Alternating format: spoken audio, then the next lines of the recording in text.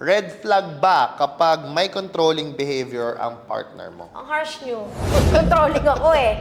Ako ba to? Para sa akin kasi, yung ganitong klase ng personality, siguro red flag siya kung hindi kayang i-handle nung partner. Kasi in your case, you were able to handle. Kahit na parang red flag na itutuloy ko pa ba to, nakaka-control ng babaeng to.